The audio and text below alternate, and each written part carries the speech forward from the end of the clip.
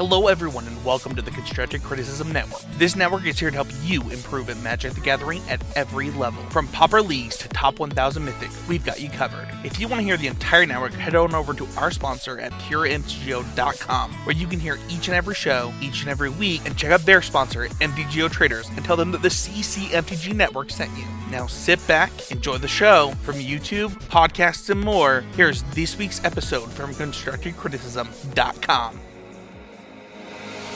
Hello everybody, and welcome to episode 133 of the Common Knowledge Podcast. I'm your host Christian, and I'm joined by our co-host Brad. Hello. Before we get too far into this episode, I just want to remind everyone that Common Knowledge and all of the podcasts on the Constructive Criticism Network are sponsored by puremtgo.com. If you would like to support the show, make sure to like, share, and subscribe to the Common Knowledge YouTube channel. Check out our Patreon. With that out of the way, let's get on with the podcast for the week. Woohoo! What is going on, my friend? Not too much. I had a flat tire here recently. Yeah, you're getting pardon the pun, but you're getting a crash course in a lot of auto mechanics lately, huh? Yeah, no, the alternator goes out. Flat tires usually aren't too bad, but I had never had a flat in my current vehicle. Mm-hmm. And I learned that there are like some lug nuts that are like special. So like a normal four-way doesn't fit them. Oh. And I learned this the hard way because I bought my car for very cheap just from some guy. Yeah. And so, needless to say, the adapter to put inside the four-way to actually take the lug nuts off was not something that my vehicle had. Oh. So I had to get somebody that knew what I was describing to them. Yeah, exactly. Yeah. So. Oof. Well, I'm glad you got it all figured out. What happened? Did you hit a gigantic pothole like we have up here, or was it just a blowout? I assume it was a blowout due to like normal wear and tear that I just didn't realize because I had recognized it on another tire. Okay. And had sort of like gotten that taken care of. Yeah. And then it happened to a different one. So I assume it was just like, should have paid more attention. Yeah. Yeah, it happens. Now you know. Yeah. Yeah. What about yourself? What have you been up to? Oh, not a whole lot. Just a little bit of work, a little bit of magic, hanging out at the house, doing a lot of, now that the weather's finally broke, we've been outside quite a bit, doing a lot of yard work, pulling weeds and trimming trees and that sort of thing. I got a pretty wicked case of poison ivy up and down both arms and on both legs, so that's been fun for the last 3 or 4 days. But yeah, other than that, just kind of hanging out. Yeah, it's poison ivy's the itchy one, right? Where it like makes your skin really irritable and itchy. Yes, it's super super itchy. And it's funny, I never really got it at all growing up. I didn't catch it the first time until I started working for the company that I work for now, and I was mainly 99% of my job was done in the field. So I guess I just had more exposure to it. But every year since then, every time I get it, it's a little worse and a little worse and a little worse, and that's pretty typical of poison ivy reaction. So next year I'll probably have to get some sort of steroid shot or whatever. Yeah, I guess I have like relatively severe like eczema and like I get it like up and down my arms and up and down my legs, and it always comes really bad in the summer for some reason. Okay. When I'm doing more outside stuff, and I think it's because like I sweat more, and for whatever reason that irritates my skin. So I definitely understand the pain and using a lot of ointments and creams and whatever else they make. Trying not to be too hot because that irritates it, and try to find a good spot to sit and lay down and all that. But I don't think we're a dermatology podcast. Yeah, absolutely. What are we a podcast about? We are a podcast on the Pauper format for Magic the Gathering. Speaking of that, did you get to play any Magic the past week or so since our last get together? Absolutely. Last episode, we talked about Penny Dreadful, so I've been playing some more of that. In the episode, we talked about like a blue-white like Stifle Knot deck, so I've been testing that out. Okay. It's not as good as I thought it was going to be. Okay, so like a true Brewers deck, like it just sounded better in your head. Exactly. And then Pauper-wise, I've just been playing some more Storm. I have in our notes here, Yawn, because that's kind of how I feel. Not that the games themselves aren't interesting, but I must have played Storm versus Blue-Black Delver like 8 times this week. Okay, were you in leagues or just like the tournament practice room? Yeah, in leagues. Okay, that makes sense. And maybe the tournament practice rooms are better, but at some point, like you can only play the same matchup so much. Yeah, they're okay. The tournament practice rooms, I've noticed at least pretty much since Modern Horizons 2 came out, are either I haven't seen a whole lot of affinity in there. I've seen a handful of Tron, handful of Squirrels, but other than that, it's just a lot of people testing out, I guess, brews or off-meta stuff. So it's been kind of fun, but you will hit those days where I guess someone's getting ready to hit a league or a challenge, and everyone's running Squirrels or Delver or Fairies or whatever. Yeah, sure. What about you? Have you been playing anything? I have. My time on Magic Online, I've still just been tinkering around with Brute Squad, my version of it, my 4-color version of it. It's still fun. I'm still finding out new avenues, new ways to mulligan better, new ways to play the opening hand better, what to look for in an opening hand. You know, it's one of those now that I've played it so much where just about any opening 7 cards you give me, I can tell you how the game's going to play out if I kept those 7. You know what I mean? If that makes sense. Mm-hmm. Yeah, absolutely. So just figuring out how to play that a little bit better. I think I've pretty much got the 75, or at least the main 60 down to where I don't want to change it. But so that's been pretty fun. And then I did get to play a little bit in paper last week. I tested out some more Blue-Black Fairy and actually played the new Affinity in paper. It's ridiculous. But yeah, that's pretty much about it. I'm glad that you got to play some Pauper, especially the Brute Squad deck. Yeah, You've been having a lot of fun with it, and it sounds exciting. Yeah, it's a fun one. I might try it out myself after. Yeah, it's definitely one step better than a glass cannon. Like, it doesn't just automatically die, but there are certain matchups where it feels unplayable. But it's weird. Like, I'll go on a run where I think 2 weeks ago I was playing and I ran up against a Scred deck. And I ended up losing the match 1-2 or 0-2 maybe even. But each game we played went to like 15 rounds or 15 turns. It was insane how much it kept up with it. You know, and I beat Blue-Black Fairies and Blue-Black Delver almost easily, but then it just loses to some homebrew. Like, I don't really get it. So, but to me, that's fun. You never know what you're going to get out of it. Yeah, it's really interesting. I saw once that in CEDH, like a Stacks Deck's worst nightmare is just some guy that has a precon because like eventually he's just going to draw enough lands. Yeah. I don't know how true that is, but a lot of times that's how that feels with those like super low to the ground aggressive decks. Yep. Where like you can beat some of the best decks in Pauper, but like your biggest fear is a deck that just plays a bunch of 3/3s. Yeah, pretty much. I mean, it's either plays a bunch of 3/3s or plays more than one sweeper. Yeah. Either of those, and I'm just sunk. But everything else is a good matchup, and it's fun.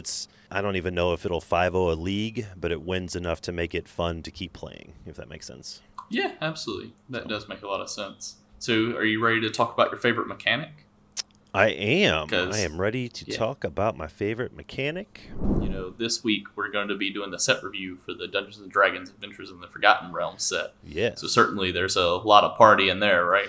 Theoretically, yeah, Dungeons & Dragons. If you've ever played the game going back 30, 40 years, whatever it's been, forever, many decades, you know that the game is rife with rogues and wizards and warriors, big strong warriors, and clerics healing everybody, but none of them were in this set. And it's such a letdown. I think it's more than disappointing. Not just because party is my favorite mechanic, but I feel like there was a lot of... I don't know. I feel like they just missed out a lot of opportunities. Not having cards with the keyword party on it, to me, like, is a miss. Especially, like, there were a lot of people really excited to see if there was going to be, like, some powerful party cards. Yeah, and that was spoiled. When did party become a thing? Was it Zendikar last year? I think so. And by then, we already knew that the D&D set was going to be a thing. So I think I know for me, I've been looking forward to more Adventures in the Forgotten Realm party creatures for like at least 7 months, since like last November. I definitely agree. And, you know, not just that, but also like the going on adventure cards. And this wouldn't even technically be like a Pauper thing, but like I was expecting like a lot of those, you know, where it's like, here's like an uncommon legendary that's going on an adventure because, you know, to represent like a player character. Yeah, for sure. I was kind of surprised that there was not more adventure cards. I know it was sort of Throne of Eldraine exclusive, but yeah, I'm surprised too. To me, a lot of this set was kind of like a flavor miss, but I know that a lot of other people felt opposite to me. So it could just be a me thing.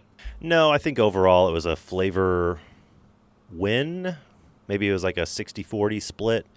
There are some things they missed, I think. But yeah, I'm just looking it up in Scryfall here. I think the set was 281 cards, somewhere around there, total. Mm-hmm. And according to Scryfall, basically 10% of the cards fall into the party mechanic at any rarity level. Doesn't seem like a lot to me, but maybe I'm overthinking it.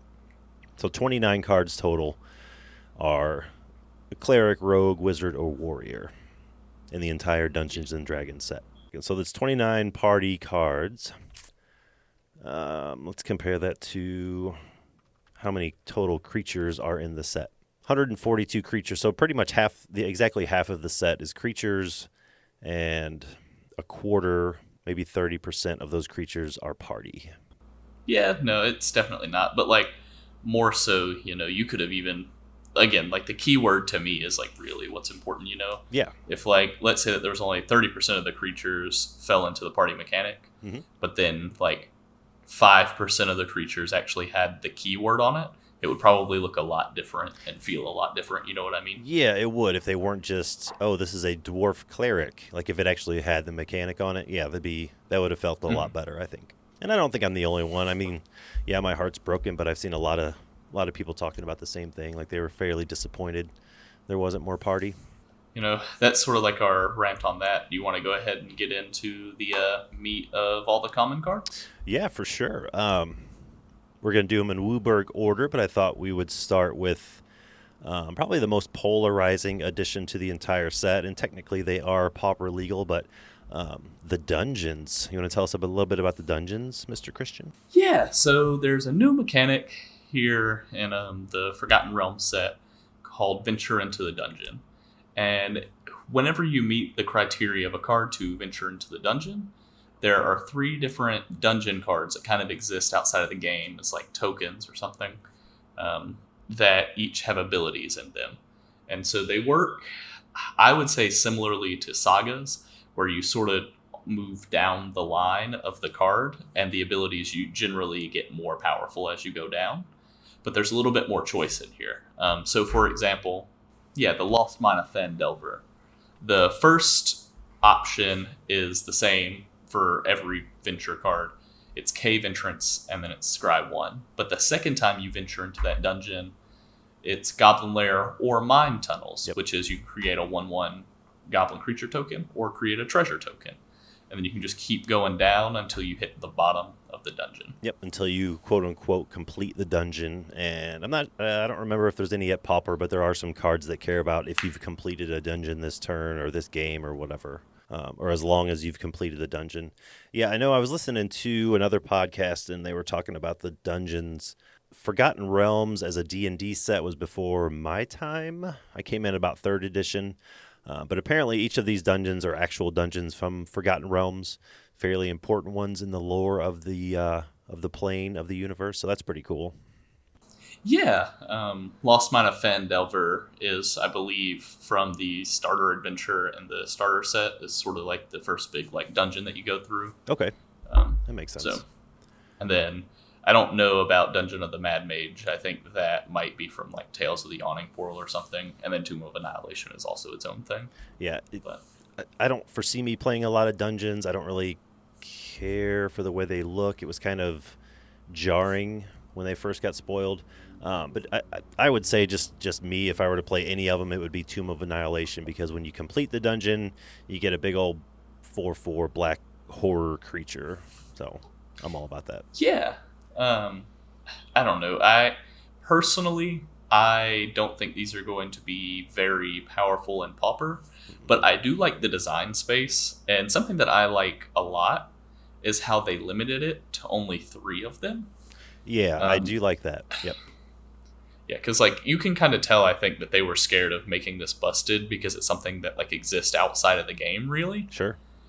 And limiting it to 3, I think, allowed them to balance these really well, to where I can't imagine any of these are going to be like super insane, but they won't be terrible, especially in like limited formats and stuff like that. Right, exactly. And I don't know if we touched on it, but you can only, I believe you can only be in or activate one dungeon at a time until you, like if you go into the Tomb of Annihilation, you have to be in that one until you complete it. I have no idea about that, but that sounds like it would be true. Yeah, I don't think you can like start 3 different dungeons without going any further. I believe that's the ruling, but I'm not totally sure. But yeah, they're little tokens, little emblems, if you will. They are, you cannot interact with them. So once a player or yourself ventures into a dungeon, that's just it. You can't disenchant it or shatter it or, bounce it or anything like that. Overall, scale of 1 to 10, given dungeons a solid 6. Not necessarily for me, don't think they're super powerful, but they are flavorful, and I think that they are balanced well. Yep, super flavorful, definitely not overpowered, and I like that. If they would have been exactly what they are now, but, ratcheted up another level or 2 in power, then they would have been obnoxious. So I think they got it just about right. Yeah, how about we get into these white cards? Let's do that. Yep, let's start off the actual set, actual playable, non-emblem, non-dungeon cards. Up first, we might have my least favorite Magic card ever. Card or name? Yeah, it's that the name is attached to this card. Yeah. It's +2 mace for a generic and a white. It's an artifact equipment where the equipped creature gets +2/+2, and then the equip cost is 3. I see what they're trying to do. It's pretty flavorful. I like what they're attempting to do with it. My issue is that playing D&D, at least to me, right, like a +2 mace is something pretty powerful. Sure. And that doesn't really scale well in Magic the Gathering, where +2/+2 is not that great of an ability for 5 mana. So I would have rather this been called like the mace of something, and then everything could have been exactly the same, and I would be fine and not just feel contempt for this card. Okay, that makes sense. I can totally see that. When you brought it up after this card was spoiled, it made a lot of sense. I don't like it because I'm on board with you. I don't like that it actually says +2 in the title line. And also, if you're going off flavor and you're role-playing and your character is in a D&D world, you don't walk up to a merchant and ask to purchase a +2 mace. Yeah, pretty much that. I mean, I don't know. It's kitschy, it's cute, I guess, but I dislike it very much. This is a term that I've learned recently this past week. Mm-hmm. It's very campy to me. Yeah, I love that term. Yeah. Yep, it is very campy. So it fits right in there. All right, next up we have Arborea Pegasus for a white and 3 generic. You get a 2/3 flying Pegasus. When Arborea Pegasus enters the battlefield, target creature gets +1/+1 and gains flying until the end of turn.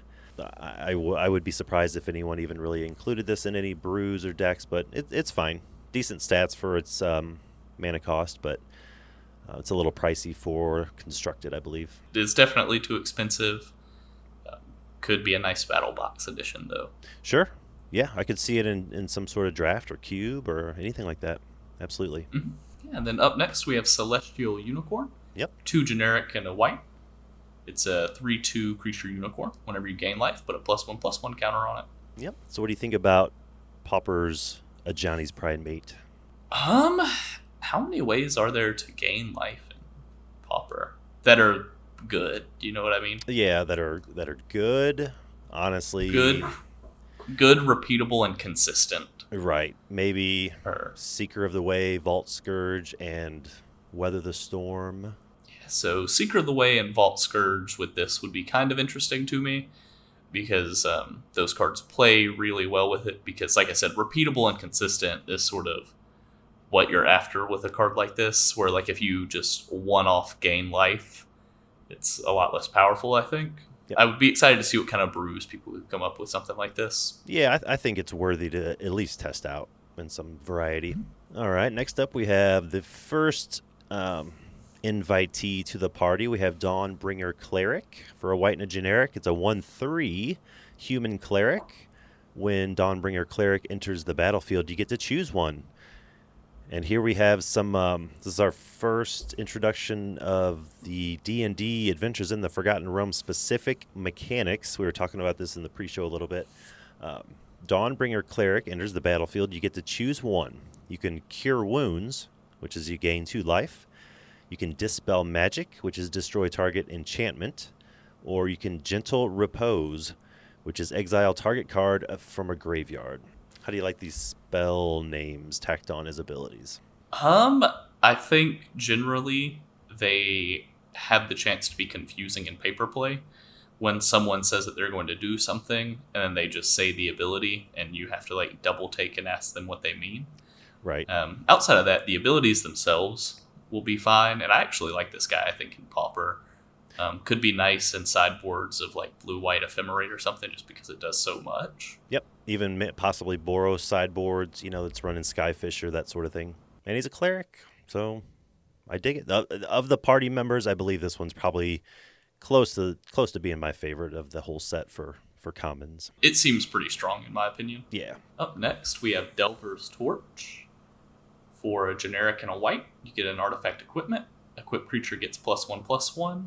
And whenever the equipped creature attacks, venture into the dungeon. And then the equip cost on this guy is 3. Venture. Yep. So that's our first instance of venture, and it's exactly what it says. If you've not ventured into the dungeon yet, you go to the first room, and then most of the rooms after the first one, I think, split off into 2 or 3. So once you venture again, you get to choose which room you go into next. Yeah.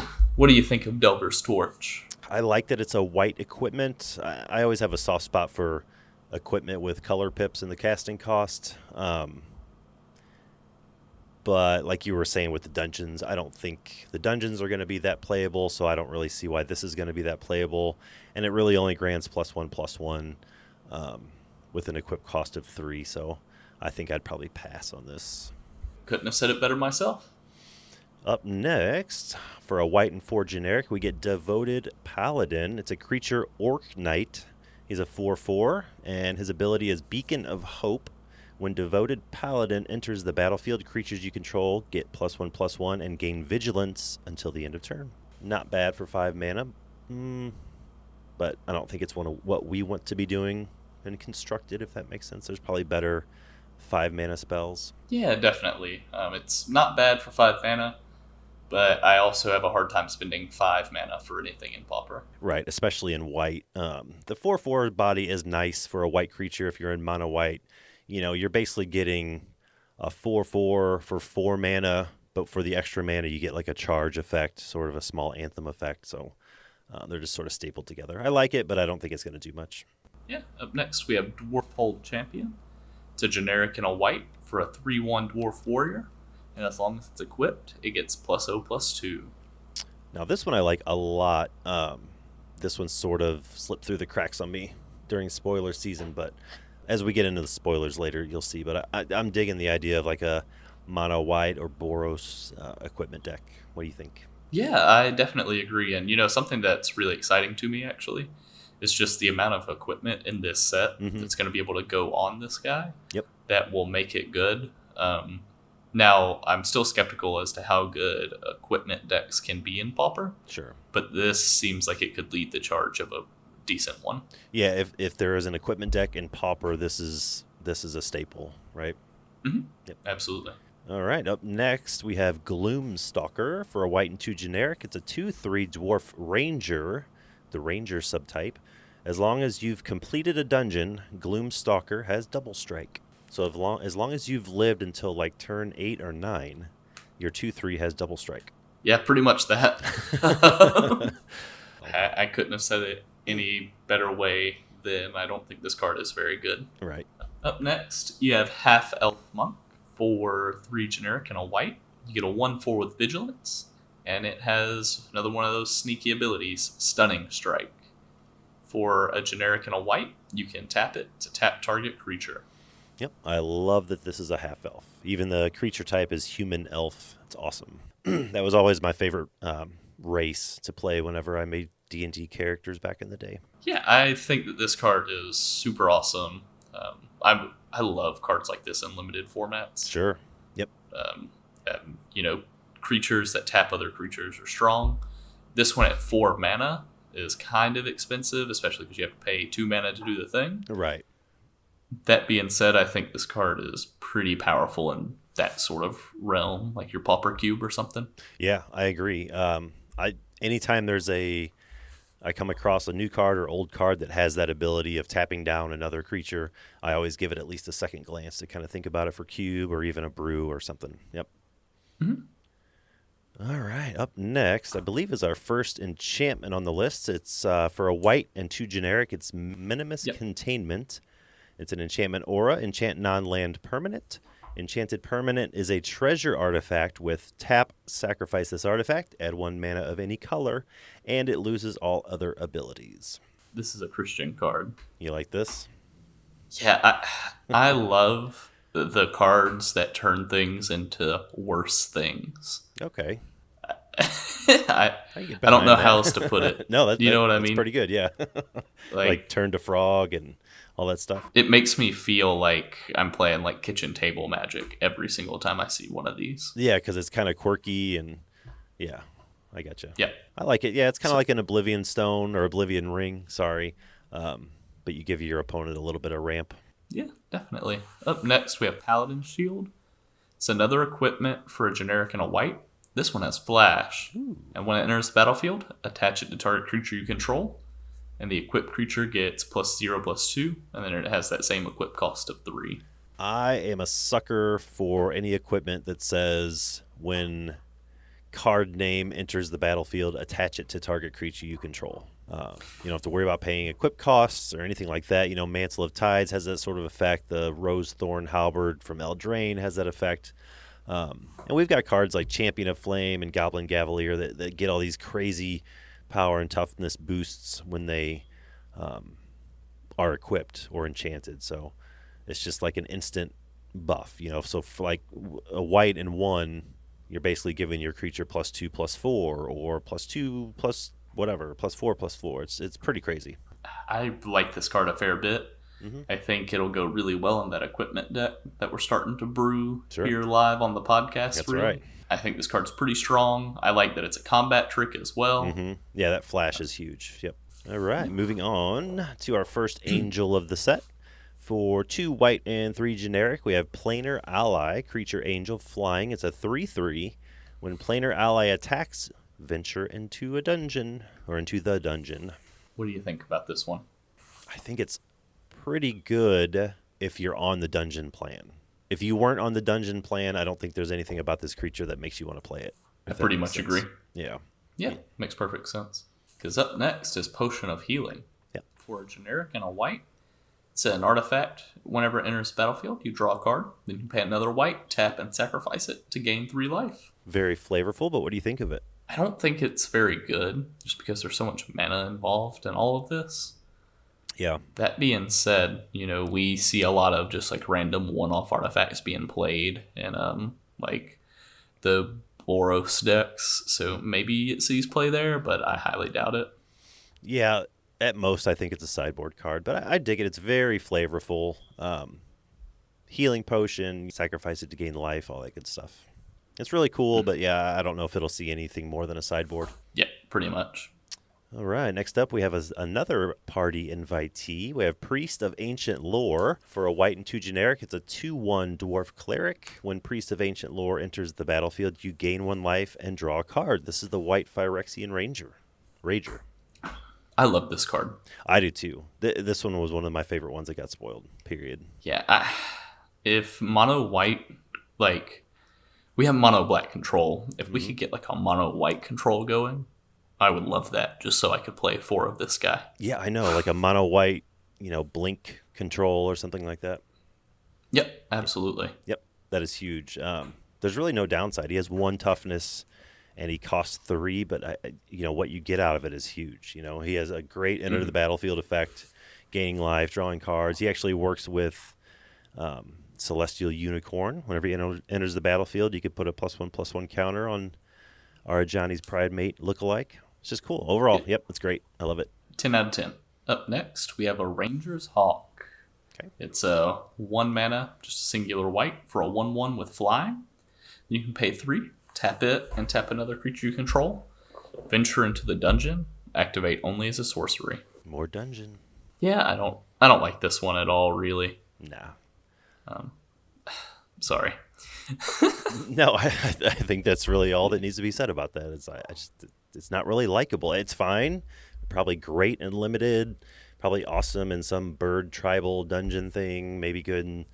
I don't know where else it's good. I don't know if EDH is going to have like crazy dungeon decks or something, but that's out of my realm. All right, next up we have Steadfast Paladin for a white and 1 generic. It's a 2/2 dwarf knight with lifelink. It's okay. Yeah, it's a bear. Yep, it's a bear with lifelink. Yeah. Up next, we have Veteran Dungeoneer.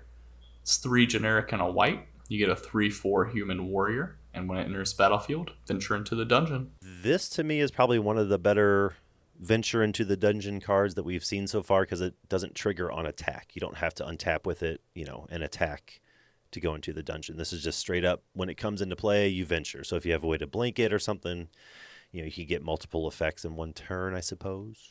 The most powerful of the venture cards so far, still not very good though. Right.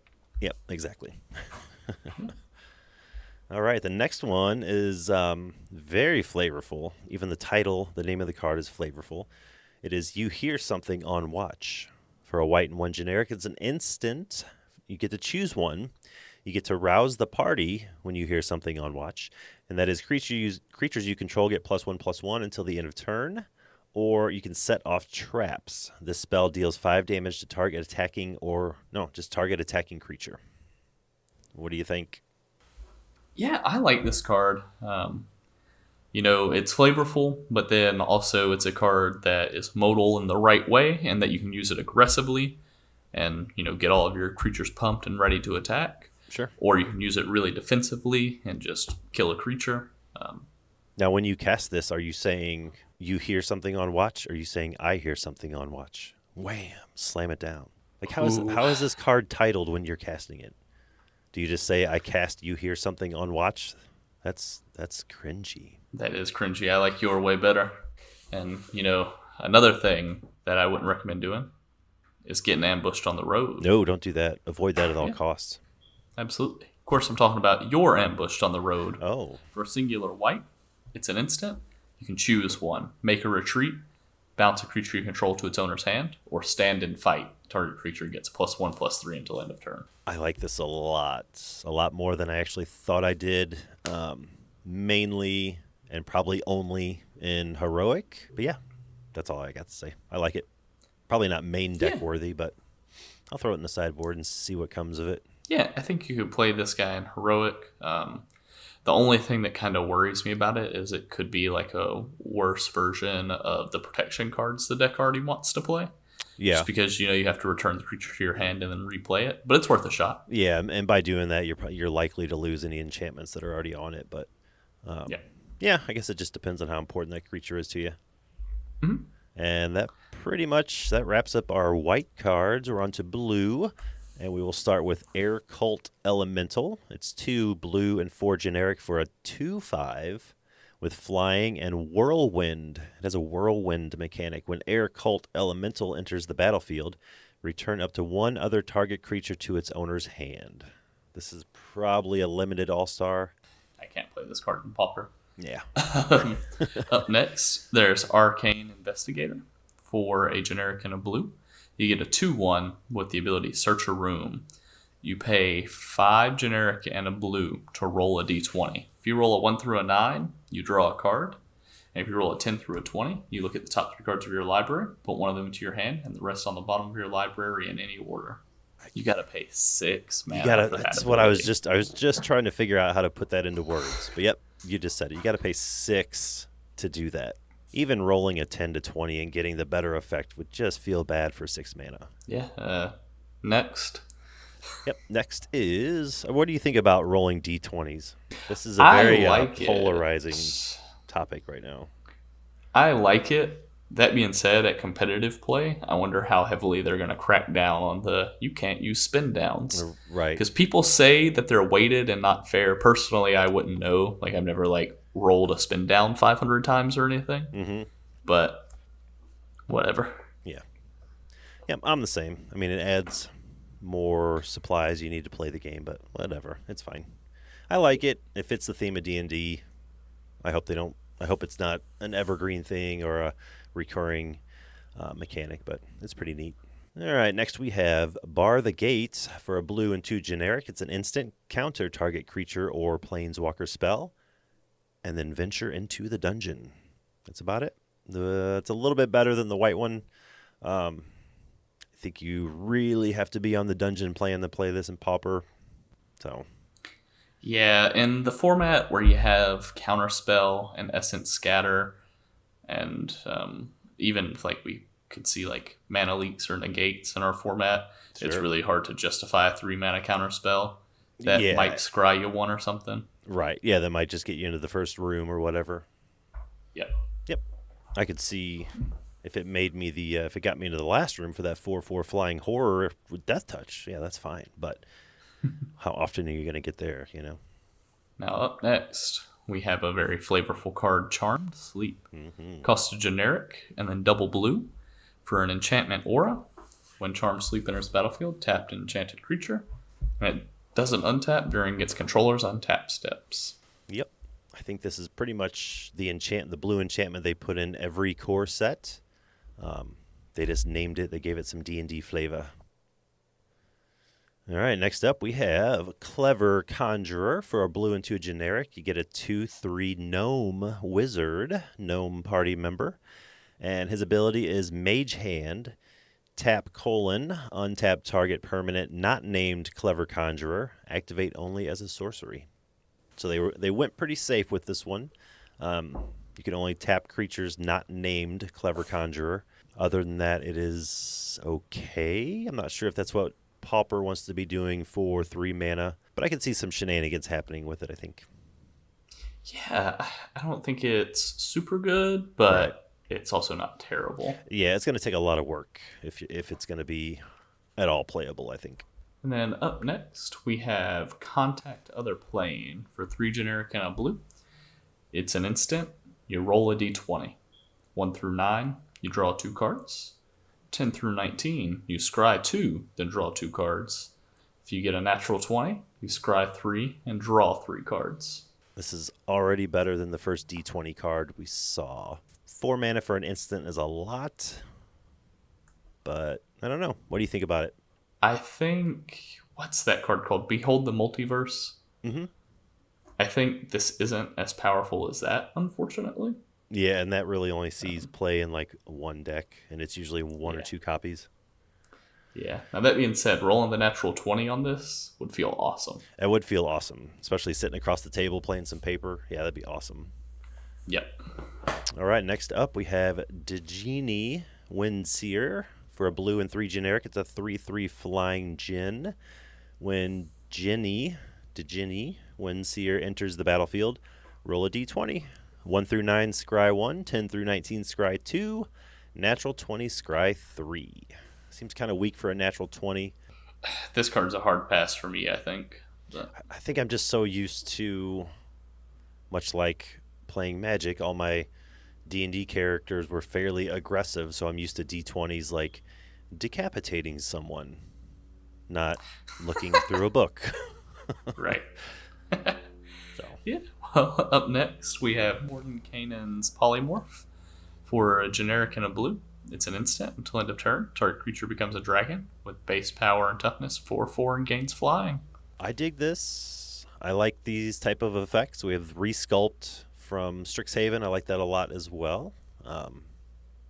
And it doesn't say until it does say until end of turn. Well, I like it a little less, but it's still 2 mana for a 4/4 flyer if you need one. Waiting on one of these to give us something like this permanently. I think I would really like that. If it was 2 mana, make something a 4/4 with flying, and that was it, I would love it. Yeah, no, that'd be fantastic.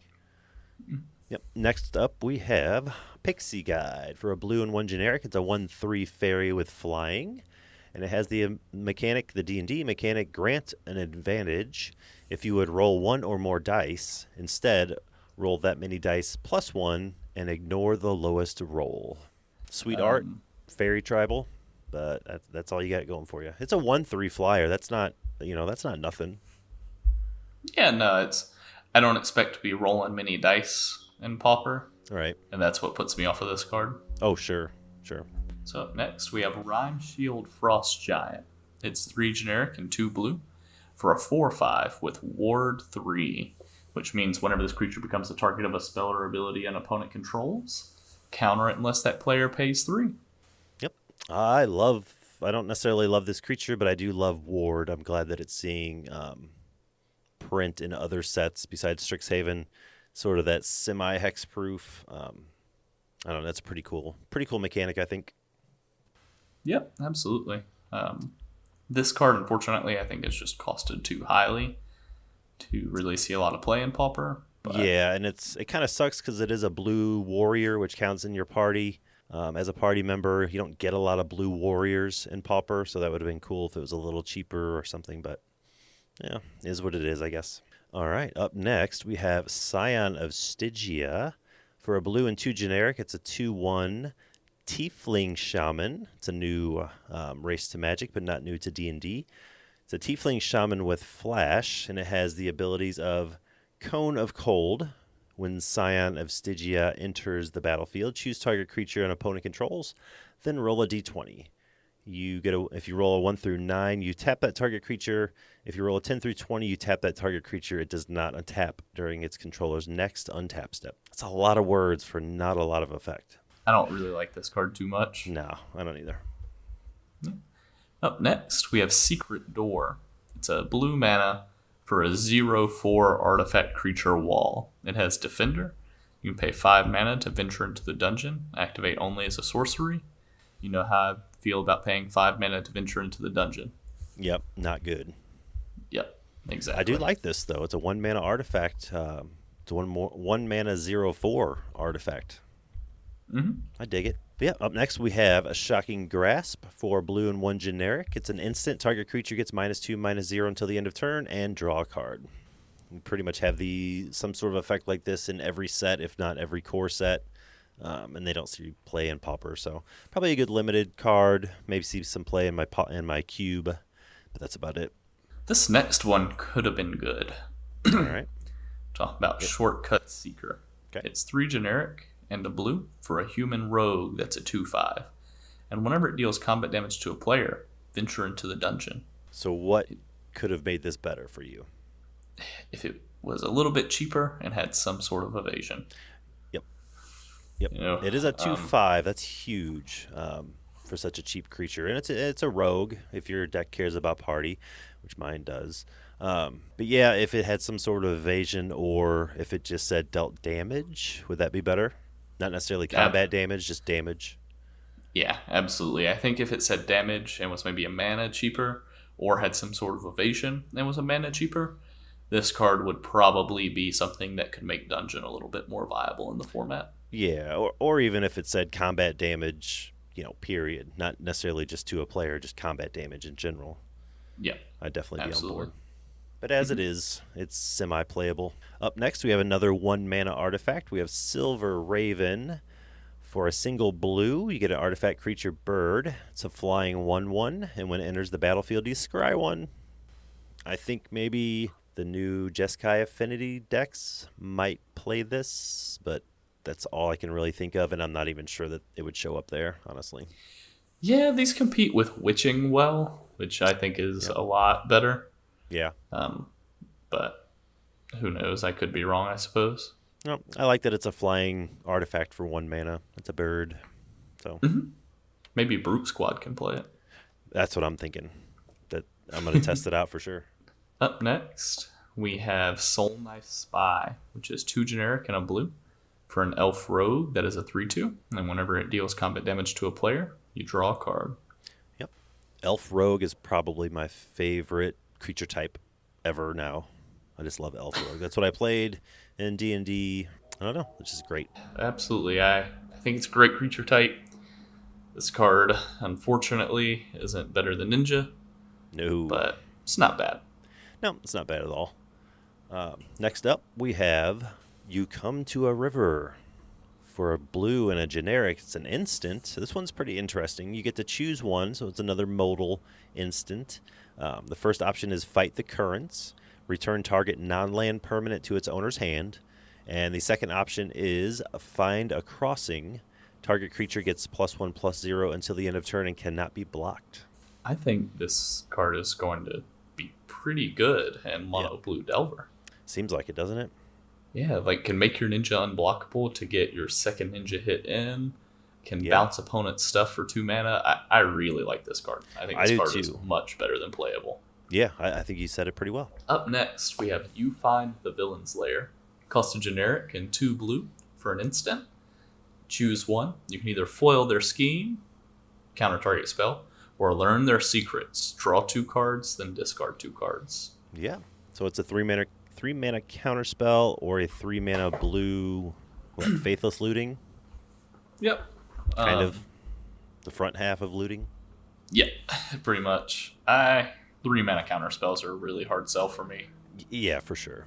The draw 2, discard 2 isn't bad, but I can't honestly think of anything I'd take out to use this card, even if it didn't have that same effect. Yeah, that being said, I might play this in my blue-black control Reanimator Brew. Sure, that one's got a little more time to comfortably cast 3-mana spells. Can dirtle around. All right, next one is another active title. It's You See a Guard Approach. For a single blue, it's an instant, another modal instant. Choose one. Distract the guard is tap target creature or hide. Target creature you control gains hexproof until the end of turn. I like this one as well. I don't think I like it as much as Coming to a River, but I could see trying to play it. I like the temporary hexproof spells. Yeah, I like this card's okay. I don't think it's super good or super bad. Yeah, don't it's really have medium. any feelings about it. I'm super medium on it. Exactly. All right, and that actually does it for blue for us, I believe. Yes, sir. So we're just going to go ahead and jump right into black with Baleful Beholder. Yep. 4 generic and 2 black. You get a 6/5. It's a Beholder. I think that creature type is new to Magic, or at least it should be. Yep, it's classic D&D, but it is new to Magic. Yeah. And whenever it enters battlefield, choose one. You can either use Anti-Magic Cone, and each opponent sacrifices an enchantment, or you can use Fear Ray. Creatures you control gain menace until end of turn. Yep. Seems like some subpar effects for 6 mana. Granted, it's a 6/5. I wish it was each opponent sacrifices a creature or a permanent, not just an enchantment, but maybe it's something flavorful, D&D wise. Yeah. I don't know. I don't really like this card too much. It just feels like these 2 abilities are just like, one is just almost always better than the other. Yeah, exactly. Yeah. Next up, we have Clattering Skeletons for a black and 3 generic. It's you get a 4/3 skeleton. When Clattering Skeletons die, you venture into the dungeon. Obviously, with cards like this, you kind of have to be on that plan. The plan where it's okay for your creatures to die, especially creatures you spent 4 mana on, and the dungeon plan at the same time. But I think if you are, it would be something fun. I don't know if Tortured Existence will ever adopt a dungeon plan, but if they did, this would probably be in there. I don't know. I don't think this card is very good. I do think that's an awesome band name. It is a pretty good band name. Yeah. Up next, we have Deadly Dispute. For a generic and a black, you get an instant. As an additional cost to cast this spell, sacrifice an artifact or creature, and then you draw 2 cards and create a treasure token. This one is beautiful. I love this card. Yeah, this seems like a aristocrats card all the way.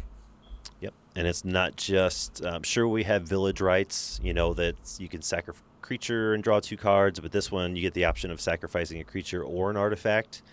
And Pauper has plenty of artifacts that when they go to the graveyard, you get to draw a card. Yep. So, you sacrifice Ichor Wellspring to Deadly Dispute, and you're drawing 4 cards or 3 cards all of a sudden, and creating a treasure. That's pretty cool. Now, you know what you can do with that treasure? You can Devour Intellect. For a single black mana, you get a sorcery. Target opponent discards a card, but that's not all. If mana from a treasure was spent to cast this spell, instead that player reveals their hand, you choose a non-land card from it, then that player discards that card. Is this just Pauper's Thoughtseize? Yeah, I really like this card. Yeah. If there's a deck that can reliably create treasure, this card will probably be very, very good. Very good. Yep. Because it competes with some pretty good cards, namely Duress and Raven's Crime. Mm-hmm. But I would not count this out, and this, to me, could be the most powerful card in this set. Yeah, for sure. And the previous card, Deadly Dispute, is probably the treasure token creator that we've seen with the least casting cost. But yeah, if you can get them down early and reliably, yeah, like you said, this is very strong. And then up next, we have Eyes of the Beholder for 4 generic and 2 black. It's an instant. Target creature gets -11/-11 until end of turn. And then after that, we have Fate's Reversal for a black and a generic. It's a sorcery. Return up to 1 target creature card from your graveyard to your hand and venture into the dungeon. Are we just hitting a streak of unplayables? Yeah, we're going to go straight to Feign Death, which is a black for an instant. Until end of turn, target creature gains when this creature dies. Return it to the battlefield tapped under its owner's control with +1/+1 counter on it. Okay, I can get behind this one. Yeah. This card's not too good, but it's certainly not terrible. Yeah, it's worth testing at least. It can play along with Undying Evil or any of those, recurring Undying mechanics, creatures, whatever. Mm-hmm. Next up after that, we have a very expensive sorcery. We have Grim Bounty for 2 black and 2 generic. Destroy target creature or planeswalker, create a treasure token. Wow, that seems expensive. Yeah, I wish this would have been like 3 mana and an instant. Yeah. That seems like a lot of work. Up next, we have Herald of Hadar for 4 generic and a black. You get a 4/4 with the ability Circle of Death. Pay 5 generic and a black to roll a d20. If you roll a 1 through a 9, each opponent loses 2 life. 10 through 19, each opponent loses 2 life and you gain 2 life. And if you roll a natural 20, you do the former ability, and you also create 2 treasure tokens. Okay. This is probably the best natural 20 we've seen so far. Yeah, I think it is definitely competing with Scry 3 and Draw 3 cards. Yeah, that's a good point. That's true. But to me, what really kills this card is, again, you just gotta pay, 11 mana before you get to do it? Yeah, 2 black and 9 generic. That's a lot. Well, up next, we have Hired Hexblade for a black and a generic. It's an elf warlock. It's a 2/2. When Hired Hexblade enters the battlefield, if mana from a treasure token was spent to cast it, you draw a card and lose 1 life. I'm digging it. I like it. Yeah, I love this one. This actually reminds me of the most recent D&D campaign that I was able to DM. Mm-hmm. Like the art, the scenario going on in the art, the flavor of the card and everything is just perfect to me. And I actually think the card itself isn't that bad if you are in that like mono black or blue black treasure deck. Yep. And I'm really enjoying the design space too of if you cast this with mana from a treasure, do X. I think that's a really neat design space. I agree. I do think it's cool. One thing that I would maybe change about it, and Devour Intellect actually did this, is if you always got an ability, but then the ability was just better if you spent a treasure. So like a 2/2 for 2 is good, but like maybe if it was a 2/2 for 2 that let you scry 1 or surveil 1, and then if you spend a treasure, you draw a card and lose a life instead. I love the card that you just made up. Yeah, I don't know. That way, because like to me, this card isn't very playable because I can't always guarantee that I would have a treasure. But if the ability on it was still something that I actively wanted to do, even without the treasure, this card would probably see a lot more pauper play, especially in those kind of brew spaces. And it would make the brews a lot more competitive as well. Yep. No, absolutely. I think that's an excellent breakdown of the card and the new design, the new mechanics, all that good stuff. Yeah, it sounds good to me. Even if it had just a regular ability, reach or flash or something like that, it'd be better. But yep, it's all right. Yeah, and that being said, one of the problems with designing abilities like this in that way is that it only takes one mistake for that to be a terrible idea you should never Yeah. do. You know what I mean? Yeah, and we've had quite a few of those in the last couple of years. Yeah. So no, I'm glad they played it safe. Up next, we have Horde Robber for a generic and a black.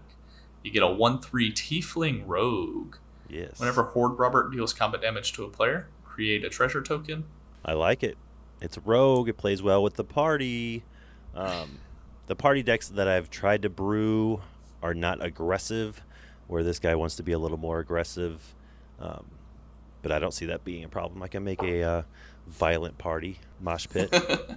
Next up, we have Manticore. It's a black and 3 generic for creature Manticore.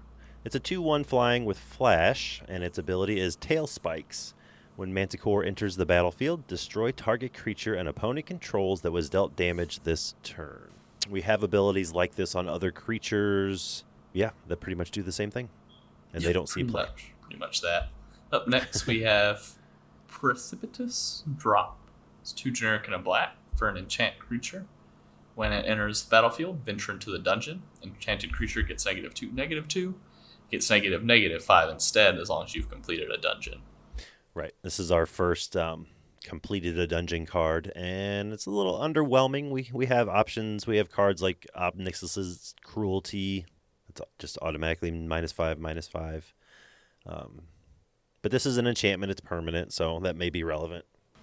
Yeah, I don't think this card is very good, honestly, but this is a really interesting way, like we were talking about just a second ago, to do that, where you get the card that advances your game plan somewhat, and it does something, but if you completed another set of requirements, it does something even better. That's what I would really have liked to see with the treasure mechanic, is exactly what this card is doing here with the dungeon. Yep. If you played the game that they're trying to set you up to play, you get rewarded for it. Next up, we have Sepulchre Ghoul for a black and a generic. You get a 2/1 zombie, and you sacrifice another creature. Sepulchre Ghoul gets +2/+2 until the end of turn, but you can only activate it once each turn. I really liked it up until that last line. Absolutely. I agree with that wholeheartedly. Up next, we have Shambling Ghast. You pay a singular black for a 1/1, and whenever it dies, one of two things happens. You're either going to Brave the Stench, and target creature an opponent controls gets -1, -1 until end of turn, or you're going to search the body and create a treasure token. Always search the body. Pretty much. Why would you ever not search the body? Next up, we have our first equipment in the color black. It's Thieves' Tools for a black and a generic artifact equipment. When Thieves' Tools enter the battlefield, create a treasure token. Equipped creature can't be blocked as long as its power is 3 or less. Equip 2.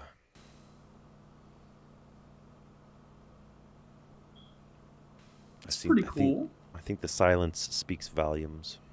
Yeah, it's cool. It's not good, but it's cool. Yeah, it's very interesting, very flavorful. I mean, I guess you could boost up your creature after you've declared it as an attacker, but seems like a lot of work. Up next, we have Vampire Spawn. Yeah. Yeah, it's 2 generic and a black for a 2/3. And when it enters the battlefield, each opponent loses 2 life, and you gain 2 life. Not bad. 2/3 for 3 is fairly on rate for Pauper these days. Decent drain effect. Yeah. Vampire Tribal. Yeah, I don't really like the card, but the art is just mesmerizing, man. The art is amazing. Yeah, it's got those deep reds in it. And it's like you walked in on this vampire as he was draining the life from this person, this thing. And he's like, oh, you want to be next? Exactly. All right, next up we have Yuan T Fangblade for a black and 2 generic. It's a 2/2 snake rogue with Death Touch. Whenever YTFB deals combat damage to a player, venture into the dungeon. Whoop, whoop. Whoop, whoop. Next. Next, we have Zombie Ogre for 3 generic and 2 black. You get a 3/5. At the beginning of your end step, if a creature died this turn, venture into the dungeon. For 5 mana. Yeah. Yeah. That's what I want to do for 5 mana. Yeah, that's exactly what I want to do. I want a 3-power zombie that doesn't do much until the end of your turn. I'm going to go ahead and take this time to just go ahead and rant about like a flavor miss across all of Magic, okay? Yeah, that is how you can have something like an ogre or a giant or anything like that with 3 power. I never understood that as well. Yeah, and don't get me wrong, right? Like, this game has been being made for a really long time, and like sometimes there really are weak giants or whatever. Like, sometimes it's interesting flavor-wise, but it's something that every time I see it, I just feel disgusted, even though like it doesn't matter. No, I'm absolutely with you. Well, we saw that a handful of cards ago. We saw that blue fairy that had a 3 toughness. This big ass zombie barely kills that fairy. Exactly. Yep, it bugs me too, friend.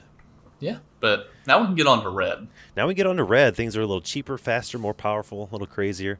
First up, we have Armory Veteran. For red in a generic, you get 2/2 Orc Warrior, another party member. As long as Armory Veteran is equipped, it has Menace. Menace is not great in Pauper, but I do like that it loves equipment. Yeah. It loves equipment. We love equipment. It's made perfectly for us. That's right.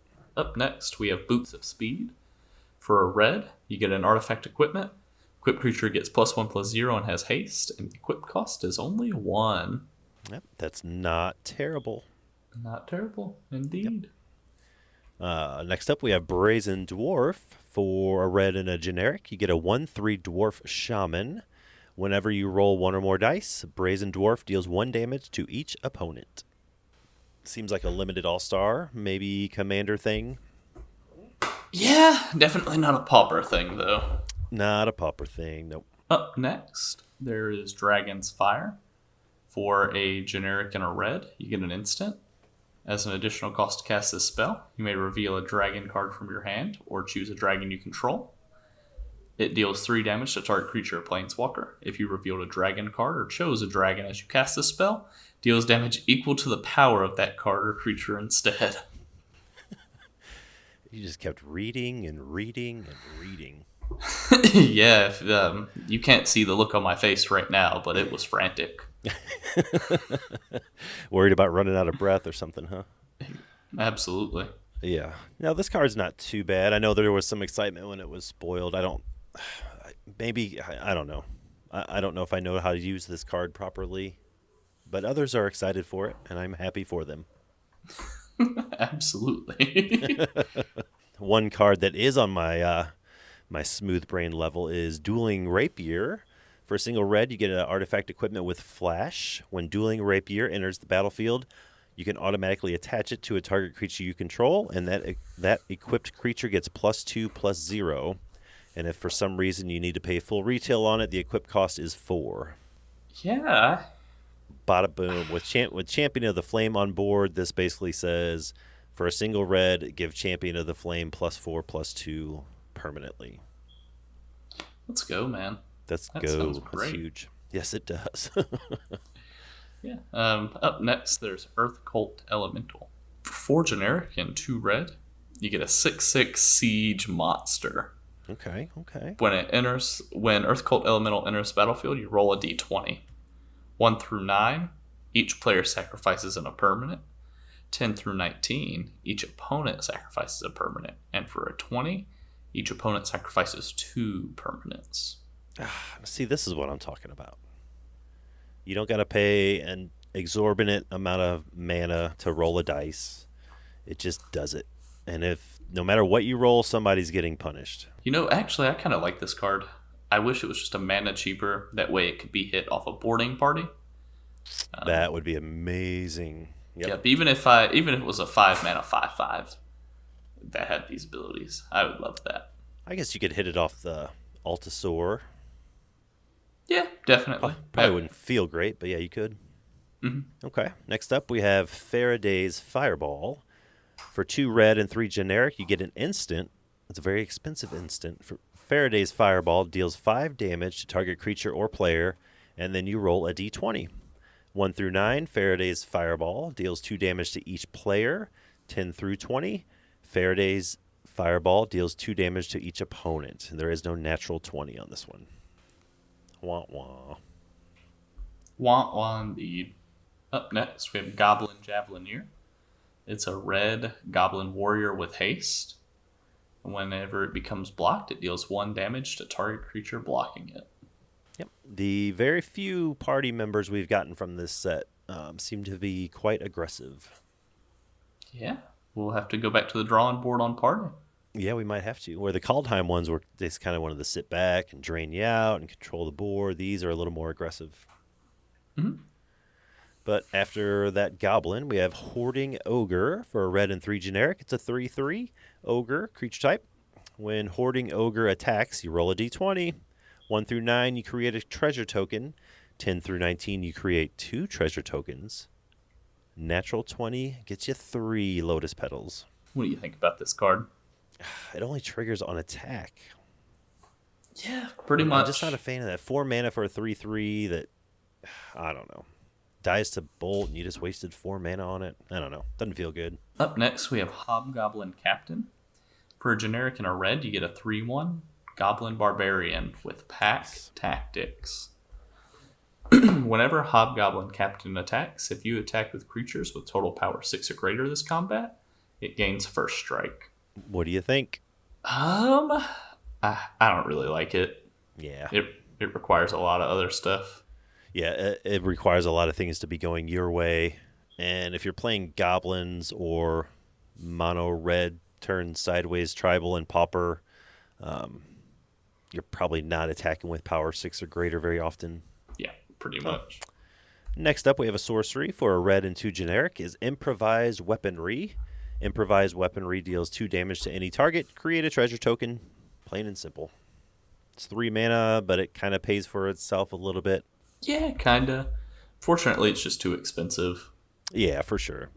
Sure, you get that mana back through the treasure token, but you still need that 3 mana up front to pay for it. Next, we have Jaded Sellsword. It's 3 generic and a red for a dragon warrior. It's a 4/3. And when Jaded Sellsword enters battlefield, if mana from a treasure was spent to cast it, it gains first strike and haste until end of turn. I like that a lot.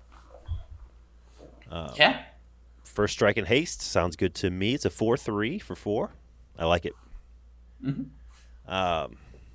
Yeah, you'll definitely have to be on the treasure plan. I don't think you want to cascade into this because you're not using mana from a treasure token, so you're not going to get the buff. So, got to be kind of heavy into treasures, but I still like it. The only thing that I can think is how awesome would this card be if it always had haste, but the treasure made it gain like first strike. Wizards of the Coast, hire me. I can't do anything, but I know you're listening.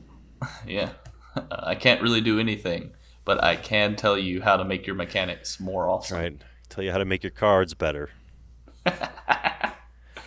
Next up, we have Kick in the Door. For a single red, it's a sorcery. Put a +1/+1 counter on target creature. That creature gains haste until end of turn and can't be blocked by walls this turn. Venture into the dungeon. So it's just some dude crashing in a door to get into the dungeon. But this is the cheapest venture into a dungeon card we've seen so far. It's a single mana. I like this card. It doesn't scream super great to me, but Right. I bet it could show up in some pretty good like aggressive dungeon brews. For sure, and it's one of those cards that has just enough medium abilities on it that when you jam them all together, they're probably good as a unit. Mm-hmm. So I'm a fan of it. And technically, you don't even really need a creature on the board because venture into the dungeon is a separate sentence. So if you just wanted to venture, you could just venture. Am I thinking about that right? Well, I think you have to cast it with a target though. Okay. So you still have to have a creature to target initially, I believe. Oh, okay, because it's part. Okay, yeah, I think I get it now. All right. Up next, we have Plundering Barbarian. For 2 generic and a red, you get a 2/2 Dwarf Barbarian. When it enters battlefield, choose 1. You can either smash the chest, which is destroy target artifact, or pry it open, which is create a treasure token. What are you going for? I guess it's matchup dependent, huh? Yeah, I like creating treasure tokens with this I card do probably, too. because Yeah, we just I have do so too. much better artifact hate that has to be the reason you want it. Yeah, that's a good point. You're bound to have something else that's cheaper that destroys better or more artifacts. Yeah. Next up, we have one that I'm pretty fond of. I'm pretty big fan of. It's Price of Loyalty for a red and 2 generic. You get a sorcery. Gain control of target creature until the end of turn. Untap that creature. It gains haste until the end of turn. If mana from a treasure was spent to cast this spell, that creature gets +2/+0 until the end of turn. Yes. This is fantastic. Absolutely. I love this card. Yep, I do too. Automatically probably going to go into my Rakdos Aristocrats list. I use all these effects, Wrangle, Tentative Connection, all that sort of stuff. This is just better than both of those, I think. Yeah, I love this card. This has that treasure design space I've been ranting about. Mm-hmm. Love it. Yep, me too. Next, we have Swarming Goblins. For 4 generic and a red, you get a 4/3 creature goblin. And whenever it ETBs, you roll a d20. If you roll a 1 through a 9, you create a 1/1 red goblin creature token. 10 through 19, you create 2 of those tokens. At natural 20, you create 3 of those tokens. This is pretty good. It's pretty good. I wish a natural 20 created like 4 of them, but I know that's a lot to ask. Yeah. But a 4/3 goblin is nothing really to sneeze at. That's a big gobbo. That's true. This 5 mana goblin that creates other goblins is bigger than ogres. It's bigger than the zombie ogre. Yeah, the undead ogre for sure. Absolutely. But yeah, 5 mana with the potential of having 4 bodies. Yeah, it's pretty good.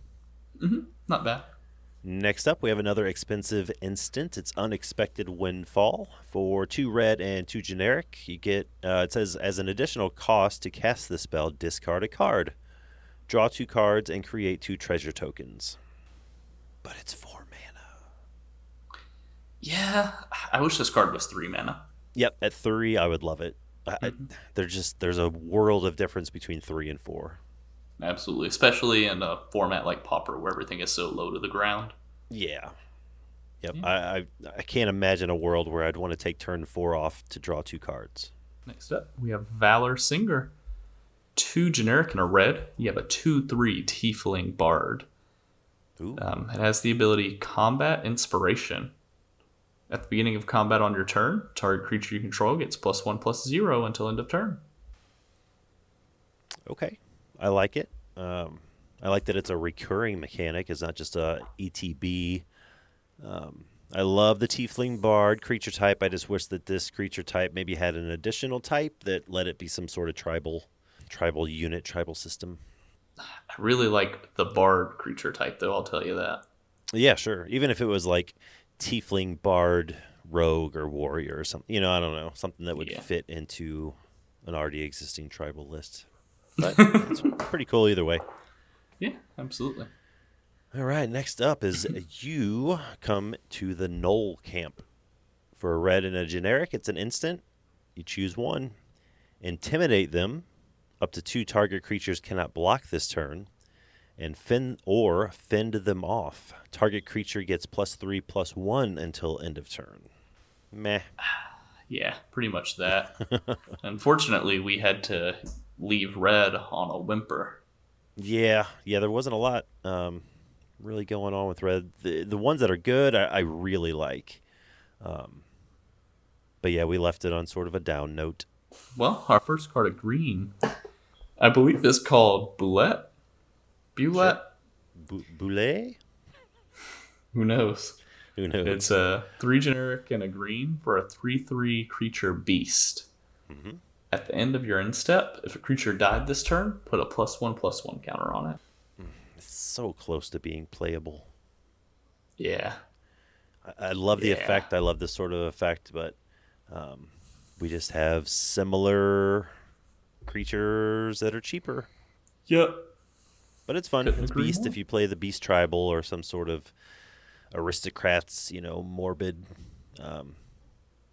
strategy. But up next we have Bull's Strength. Bull's '(S) Strength. For a green and a generic, you get an instant. Target creature gets +2/+2 and gains trample until the end of turn, and you untap it. Meh. Circle of the Moon Druid is up next. You get a creature, human elf druid 2/4 for 2 generic and a green. And this guy is a bear form. As long as it's your turn, he's a bear with base power and toughness 4 and 2. This is interesting. It is pretty interesting. He's a great defender if he's untapped and provides a lot of power if he's attacking. And he's a half elf. And he's a half elf. I love it.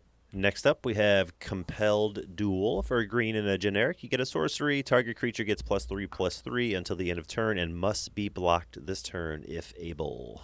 Meh. Meh. 2 generic and a green. You get a 2/2 wolf. You may pay a generic and a green, and Dire Wolf Prowler gets +2/+2 and gains haste until end of turn. Activate only once each turn. Wah wah. This is probably something that's going to wreak havoc, do some damage in limited, but that's probably about it. Yeah, unfortunately, I think it's playable, but the problem is, I love when cards like this can be activated any number of times. Oh yeah, absolutely. And I don't think that's a huge ask. Yeah, pretty much. Essentially, it's you do it once, and that's 5 mana for a 4/4. You're still off right there. Now that being said, that does mean you could play this guy on turn 3, sometimes on turn 2, and then on turn 4 have a 6/6. So what do I know? Sounds good to me. Oh yeah, it sounds great. You need to add that to the list of cards you're going to talk to wizards about. Absolutely.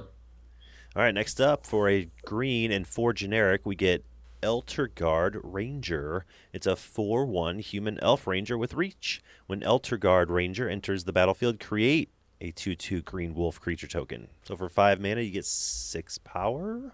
Yeah, you get 6 power across 2 bodies. Some of it has reach. I like that they're hunting the Manticore together. I do too. Yeah, the art's really sweet. Yep. The ranger and his wolf are teaming up to take down the Manticore.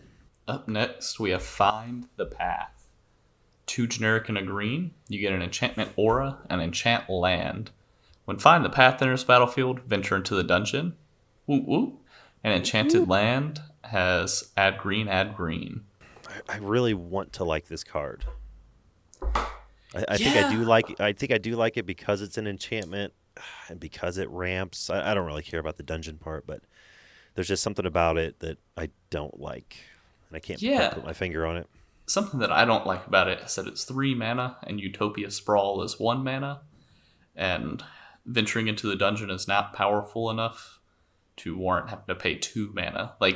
Let's say that there was a card that you could put in your deck that cost 2 generic and it just said venture into the dungeon. Would you do that? No. Then why would you ever play this over Utopia Sprawl?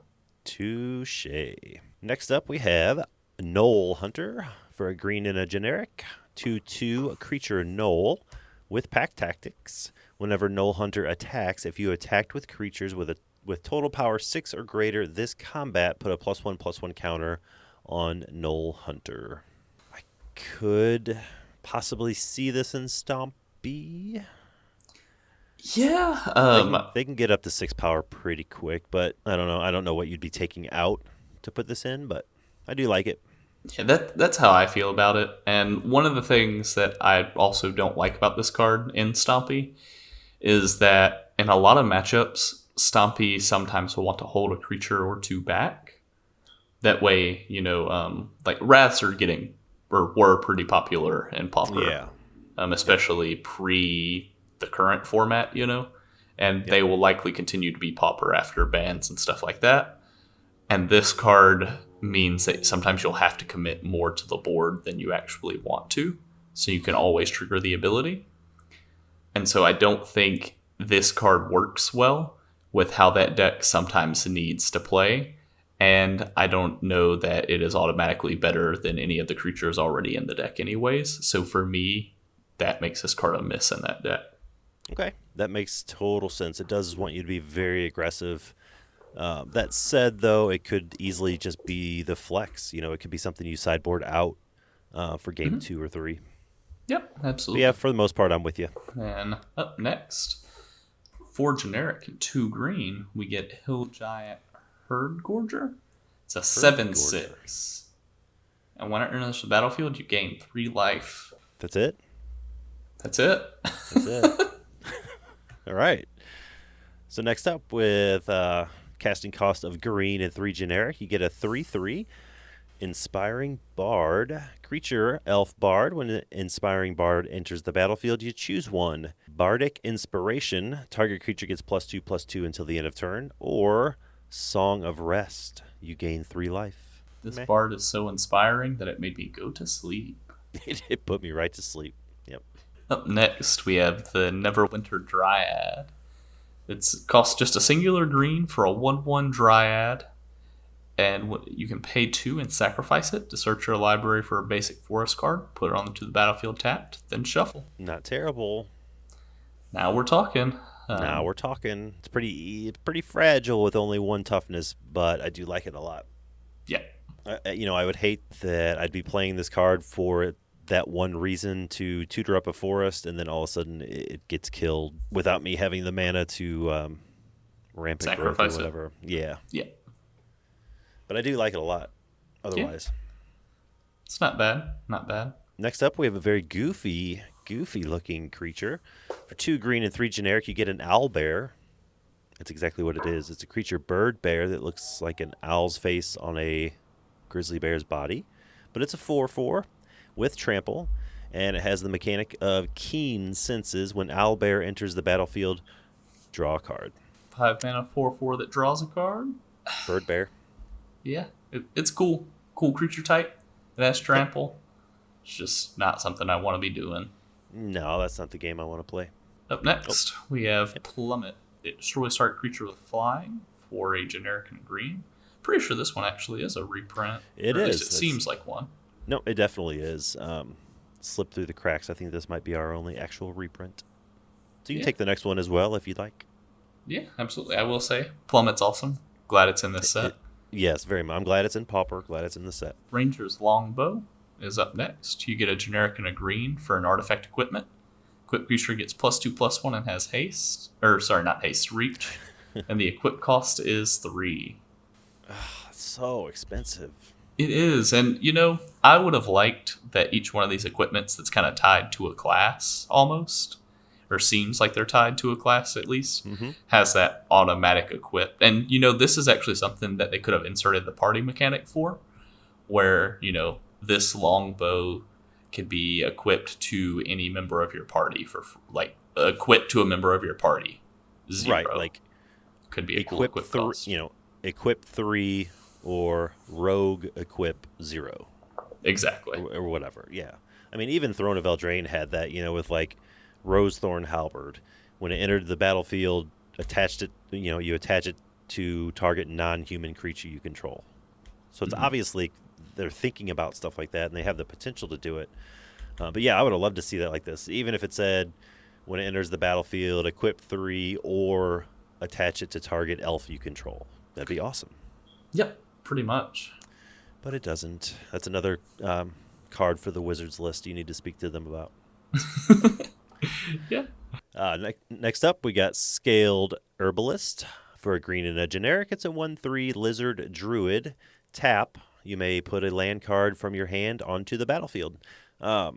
Totally spacing on the name, but this is a functional reprint of an older card but I think the older card is maybe a 1/1 or a 1/2, but it's effectively the same thing. You tap it, put a land from your hand onto the battlefield. Yeah, I love this card. Yep, I do too. Up next, we have Spoils of the Hunt. For 2 generic and a green, you get an instant. Target creature you control gets +1/+0 until end of turn for each mana from a treasure that was spent to cast a spell. Then that creature deals damage equal to its power to target creature an opponent controls. It's the second spell I've had today that's just been a confusing mouthful. Yeah, there's a few of them in this set. I've stumbled quite a bit. I do not like this card because there's probably going to be times where you cast it and your creature does not get a buff, does not get a pump at all, because you didn't spend treasure mana. Same thing, I don't really like this card. Do like the design space for the more treasure that you spend, the better the card is, though. Next up, we have Sylvan Shepherd for a green and 2 generic. It's a 2/3 human druid with vigilance. Whenever Sylvan Shepherd attacks, you roll a d20. This is the worst. But 1 through 9, you gain 1 life. 10 through 19, you gain 2 life. And a natural 20, you gain 5 whole life. So about this card. All right. Up next, we have Underdark Basilisk. For a singular, generic, and a green, you get a 1/2 with Death Touch. That's what it is. Yeah, It I love sure this does. card. It's a basilisk with death touch, like they all have. Yep, it's pretty cool. Next up is another U card. For a green and 1 generic, you find a cursed idol. It's a sorcery, and you get to choose one. You can smash it, destroy target artifact. You can lift the curse, destroy target enchantment, or you can steal its eyes, create a treasure token, and venture into the dungeon. This is probably the most interesting venture into the dungeon card we've seen so far. Yeah, I love this card, especially in this limited format. Yes, I think absolutely. a card that interacts with, all the equipments and auras in the set, that also ventures into the dungeon and creates a treasure token. This card, to me, is just a huge dub. Yeah, I think so too. Excellent layout, excellent effects. Yeah, I like the whole thing. You said it pretty well. That does it for green. Yep. We are on to a handful of equipments, and then we're wrapping it up. First one is Great Axe. Costs 1 mana for an artifact equipment. Equipped creature gets +4/+0. And then the text that we all hate, equip cost 5. 5. Despite an equipped cost of 5, this has become my all-time favorite equipment at Common and Pauper, hands down. That is just the +4/+0 is gigantic. Like, that's huge. That could be lethal. You're gonna have to do a little work to make it, to get it to function without having to pay the full 5 to equipment. Something like Resolute Strike, where it automatically attaches an equipment you control to a warrior or something like that. But with Seeker of the Way and some double strike shenanigans with this card on board, you could be swinging for lethal on turn 3, turn 4. It's crazy stuff. I really like the art. It reminds me a lot of like the first couple of missions in Skyrim. Yeah, it does capture the fantasy realm very nicely. Mm-hmm. It's this guy with the great axe slung over his shoulder, and there's a dragon, I assume dead or mortally wounded, on the ground. Next up, we have leather armor. Not as cool as the great axe, but still pretty cool. Leather armor. For 1 generic, it's artifact equipment. Equipped creature gets +0/+1 and has ward of 1. However, the equip cost is 0. Yeah, let's put this in our red-white equipment deck and call it a day. Yeah, for 1 generic mana, your Champion of the Flame gets +2/+3 and has ward 1. That's gigantic. It is. And I'm assuming you can put 4 leather armors on 1 creature, right? Well, then it's just a whole set, Then it's just the whole outfit. Okay, Yeah. Gotcha. Up next, we have Mimic. It's 2 generic for an artifact treasure. So that means you can sacrifice Mimic to add 1 mana of any color to your mana pool. Or for this one, you pay 2 mana and it becomes a shapeshifter artifact creature with base power and toughness 3/3 until end of turn. I don't want to like this, but I really kind of do. Yeah, it's kind of cute art. There's an unsuspecting guy carrying his torch in the background. He's probably thinking he's going to get some treasure. Yeah, And yeah, bam. look at this chest. I'm going to get me something. Ah! Yeah, and then I'm going to pay 2 mana and eat him. Yep. And I'm guessing it becomes a shapeshifter artifact. It would have to say shapeshifter artifact with changeling, correct? Like a Yes. shapeshifter does not already denote changeling. Correct. To my knowledge, that's how it works. I think it would have to become a changeling. Okay. That's what I thought. I just wanted to make sure. Yeah. Next up, for a single mana, we have Spare Dagger, artifact equipment. Equipped creature gets +1/+0 and has, quote, whenever this creature attacks, you may sacrifice Spare Dagger. When you do, this creature deals 1 damage to any target, end quote. Equip 1. This isn't terrible. The reason I actually do kind of like it is because the text of, when you do, this creature deals 1 damage to any target. So if your creature has Death Touch, you're taking out pretty much anything on the board. Yeah, I actually did not notice that until you just said it. But that's awesome. I love it. And it's to any target. So if you have an effect where, if you have a creature on board, I can't think of one, but if you have a creature on board that says, when this creature deals damage to an opponent, do X, effect, that would also come into play here as well. Yeah. Pretty awesome. Mm-hmm. Sneaky. Up next, we have Spiked Pit Trap for generic mana. It's an artifact with flash. You pay 5 mana, tap and sacrifice it to choose target creature, then roll a d20. If you roll a 1 through a 9, it deals 5 damage to that creature. If you roll a 10 through a 20, it deals 5 damage to that creature, and you create a treasure token. What? Oof. Yeah, I don't...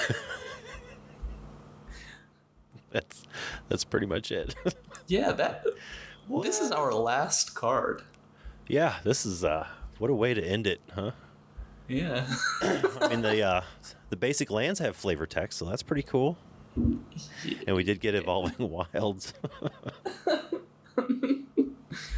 Yeah, well, that's all the commons in Adventures in the Forgotten Realms. Yep. I guess we can just move on to the Q&As if you want. Yeah, we got a couple of them here. We'll start off with Big B, friend of the show. I think we actually touched on his questions here. Is Knoll Hunter going to be in Stompy? Question 1. And question 2, do you think Price of Loyalty will have a home in Aristocrats decks? Short answers, probably not, and it will definitely be in my Aristocrats decks. What do you think? Yeah, short answers, no, and probably. Perfect. You want to take the second question? Yeah, it comes from Bandy. Do you think with all the new equipment in the past year, a white/red/white-red equipment deck might finally be playable? Yes, I do. Yeah, I'm going to go ahead and give it yes after bans. Yeah, for sure. It's hard to think of anything as playable right now. Yeah, I actually I thought about that kind of all week leading up to this show. I meant to say that sort of that disclaimer before we started the set review. Like any opinions I gave on these cards is considering bans. Like, you know, would come into play after bans. Yeah, pretty much that. So, that's kind of like the assumption that I was working off of as well.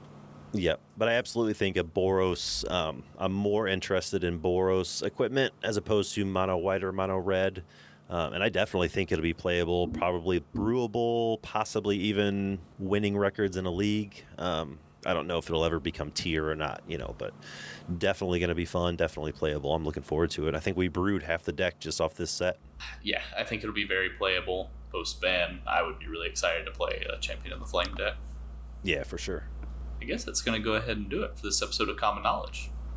If you want to get in touch with us, you can find me on Twitter at JessGuyDad. Brad, where can they find you? At Pauper_B on Twitter or BradDrackV on MTGO. Or you can find us both at commonknowledgemtg@gmail.com. If you have any questions on the Pauper format, MTGO, or anything else, please email us or leave a comment down below. Thanks again to our sponsor, PureMTGO.com, as well as the Constructive Criticism Network for letting us be a part of it. And last, but certainly not least, thank you for listening. Take very good care of each other. And never stop venturing into the dungeons.